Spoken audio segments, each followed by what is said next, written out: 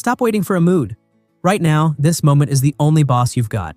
If you don't move in the next 5 seconds, your excuses win another day. Chapter 1. Why motivation is a mood, not a strategy. You know that vibe when a 5-minute hype video makes you feel like a god? That rush is delicious, but it's temporary. Motivation behaves like a flaky friend. Shows up dramatic, leaves you hungover. If you plan your life around feelings, you're letting an emotion, literal noise, decide the design of your future.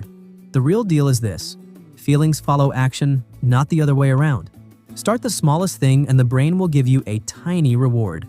That reward stacks. 2 minutes of typing becomes 20. 2 minutes of jumping rope becomes 20. The lie motivation tells is subtle. Wait until you feel it. The smarter play is to trick the brain into feeling it by doing one tiny thing first. Chapter 2. Make urgency your ally, but don't panic. Humans move when pressure exists. Without it, we drift into the comfy swamp of scrolling. But urgency doesn't have to be a freakout. It's a tool. Athletes train with timers, deadlines, and small punishments to create focus. You can engineer the same. Not with stress that breaks you, but with friction that tilts your choices toward action. Set micro deadlines that sting if missed. Tell one person that you'll finish X by Y and then send them proof. Money works too. Bet on your outcome and make losing cost you. The point is simple. Make stagnation slightly worse than trying. When staying the same becomes awkward, forward motion starts to feel like the sane option. Chapter 3. Identity hacking. Become the person who doesn't bargain. Willpower is a battery that dies. Identity is the firmware that runs in the background. Instead of saying, "I'll try to do this," say, "I'm the kind of person who does this." That switch is subtle but seismic. Every action you take is a vote for the person you believe yourself to be. Do one small win and you cast a vote for a better self. Keep voting. Over time, your actions will align with that identity until you don't have to negotiate with yourself anymore. Don't aim to survive temptation. Aim to change the type of person who even entertains it.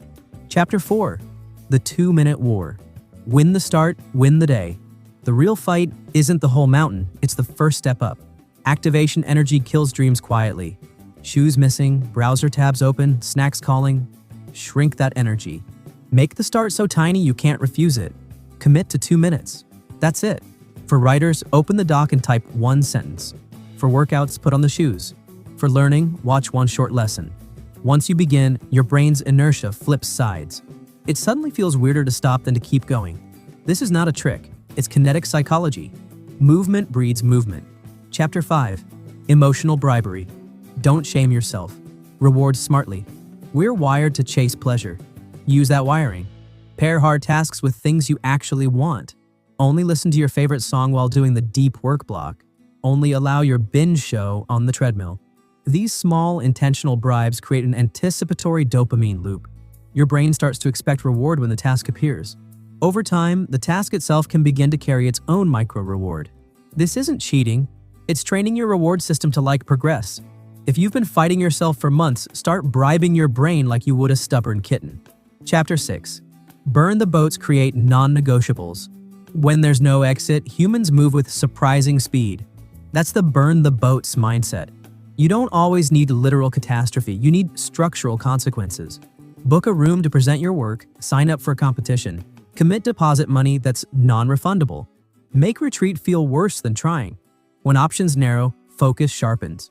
The trick is to be bold but sane. We want constraints that push us, not collapse us. This creates a field where forward is the safest, sanest, most attractive path. Chapter 7. Fail small, learn fast, repeat. Forcing yourself isn't about perfection. It's about practice. Expect slip-ups. The point is to iterate faster than you self-sabotage. Treat mistakes like data, not destiny. When you shove through resistance and it flops, you learn exactly what broke. Tweak the friction, change the reward, lower the activation energy. Over time, the system improves and the forcing becomes less brutal and more elegant. Your job is to design experiments and keep the sample size big. Conclusion. Do this now. Start today. Here's the challenge. Pick one thing you've told yourself you'll do someday.